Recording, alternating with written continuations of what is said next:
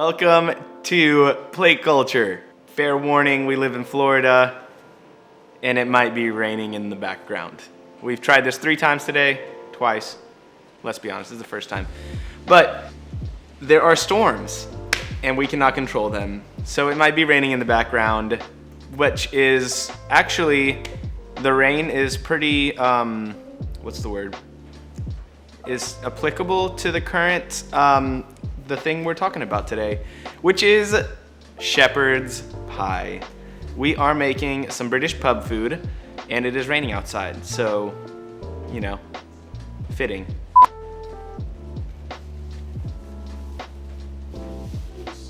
Shepherd's pie. I found some socks in the couch. Master has given Dobby a sock. One thing I love about shepherd's pie and a lot of British foods in general is that it is very similar to my family's culture of Finnish food, lots of meats and potatoes and gravy and delicious things. They might not be the most diverse in flavor, but they are hearty, they are delicious. Shepherd's pie, if you do not know, is a layered dish with the meat and vegetables on the bottom, a potato layer on top of that, and then you throw that in the oven and make it golden brown on top. So I'm gonna go through each of the layers, what they contain, and then how to go about making it.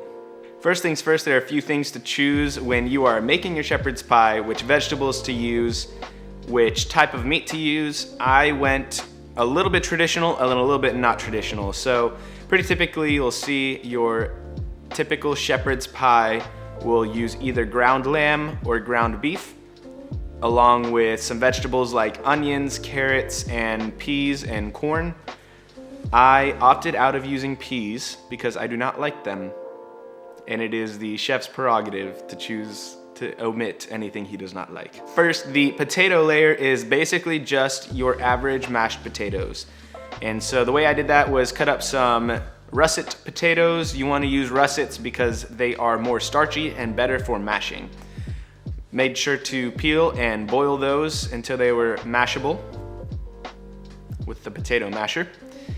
And then we added some cream, butter, salt, and pepper, and then I mashed them, and then I whipped them with the hand mixer. Once the mashed potatoes were done, I set those aside and I made the meat and vegetable layer. I started by cooking some onions and carrots in some olive oil. And then after those had turned a golden brown, I added some garlic. You don't want to add this at the same time as the other vegetables because garlic does burn easily. Once the garlic and onions and carrots are fragrant and a good golden brown color, you want to add your ground lamb to the mix. I like using ground lamb for my shepherd's pie because the stronger flavor of the meat helps with the flavor of the dish as a whole.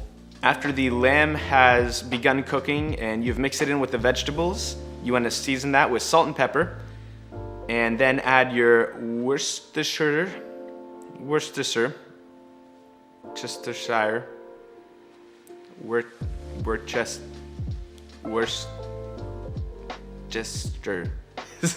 it's a hard word. Where's the shirt? Worcestershire.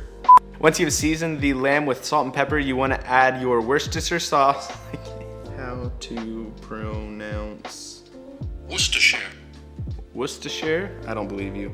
That's a goal for Worcester United. After you've browned your lamb and mixed those in with the vegetables, you want to season it with salt and pepper. Add in your Worcestershire sauce, your chicken broth, as well as your rosemary and thyme sprigs that you have prepared. Once all of that comes to a boil, you want to let that simmer for about 10 to 12 minutes to make sure the sauce thickens up. If you need to, you can also do a little trick where you add some cornstarch to a little bit of water, and then you mix that in while it's simmering, and that'll help thicken up the sauce as well. While the sauce is simmering, you also want to take this time to add in your frozen vegetables that you want to include as well. Most typically, you'd see corn and peas being added at this point in time. I only added corn because I do not like peas. Peas, do not add any peas. That was bad, okay. Sorry, that was corny. Once this is simmered, you are ready to put together your shepherd's pie. So you want to take out an oven-safe dish, and then you want to add the bottom layer, of the vegetables and meat and spread it out over the dish. And then on top of that, put in your prepared mashed potatoes. When you put on your mashed potatoes, try to seal the edges as much as you can with the mashed potatoes so that there is no space for the meat to bubble up and out from underneath the mashed potatoes. So you wanna try to keep that as sealed as possible on the edges.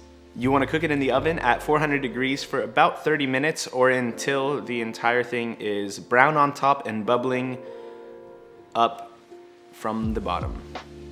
If necessary and you believe that the dish is cooked but it is not browned on top, you can also put it on broil for a few minutes and that should get the top of the mashed potatoes nice and crispy.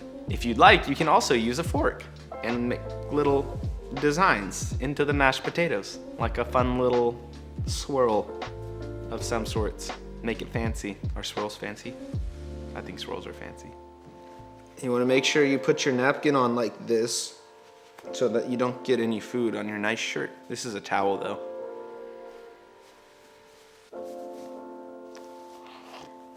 Well, that's it. Enjoy the shepherd's pie. It is delicious, seasoned with salt and pepper to taste. And also you can sprinkle some Parmesan cheese on there. Get crazy with it, you know? Have fun with this dish. It is delicious. Like I said earlier, it's a simple dish. It's got some basic flavors in it, but it is incredible. It's perfect for a cold, rainy day, like in London.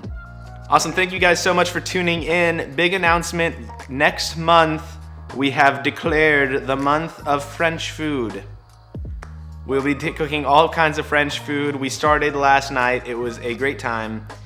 And that is coming up for you guys in some videos soon. So stay tuned. Like and subscribe so you don't miss those, and I'll see you guys next week. We would like to say bonjour. I just said bonjour like an Italian and put the fingers up. We'd like to say bonjour à les Françaises. Tune in next month as we say bonjour to the French culinary and cooking of Julia Child.